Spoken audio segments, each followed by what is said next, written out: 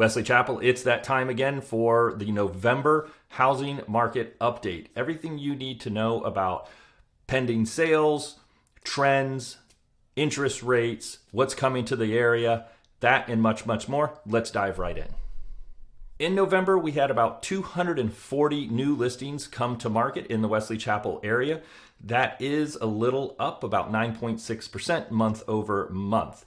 The median listing price on the new properties was $444,882, according to the MLS, which is down about 0.9%. This also includes single-family homes, condos, townhouses, which is also including a lot of the new construction that we have here in the Wesley Chapel area. What I've noticed is a trend on the new construction side of things is they're starting to build more affordable home products out here in the Wesley Chapel area. There's a couple new sites that just came online. There's several new townhouse sites that came online. So we'll try to get out there and do some tours of those and give you an update on all that stuff as well.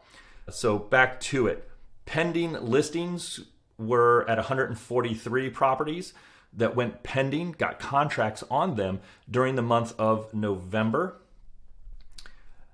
Sold listings were at 168. So those are properties that closed in the month of November. It's down a little bit, but I kind of expect that this time of year simply because it is the holidays. So we tend to get a little bit slower. Conversely, we do start to spike back up in the January, February months as far as new sales and new pendings. So months of inventory is up a little bit, but again, that's because we're slowing down a little bit on our closings. We're at 2.32 months. So what does monthly inventory indicate? That means that if not a single property went on the market for sale in 2.32 months at the current rate of closings, we would be out of inventory.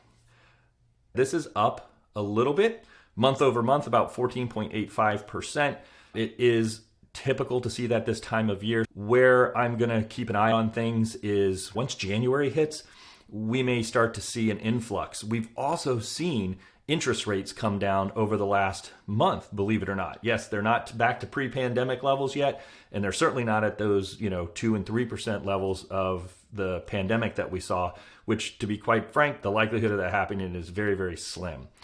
What I expect to see over this next 18 to 24 months is going to be a softening of the interest rates like we just saw. So we were hitting the 8s. We've started to come down slightly.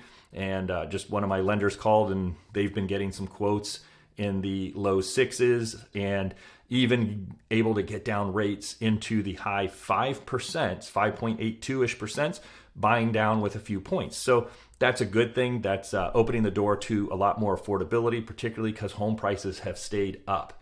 Our list to sale price is at about 99%. Normally, you would expect to see right around that 98%, 96% range. So that says to me that we're starting to shift out of a strong seller's market into some more favorable sides for the buyer. Now, we are still in a seller's market, but there is wiggle room. We're starting to see some concessions, inspection times, negotiation on repairs.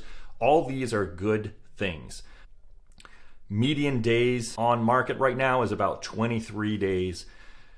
We should be right around that 20-ish days to about 35 days if you had your house on the market. Now, what's coming to Wesley Chapel, Land O'Lakes, in the Tampa Bay area? We've got some exciting new stuff coming our way. All Children's Hospital, Johns Hopkins, has announced a new location coming to it's Land O'Lakes, Wesley Chapel area.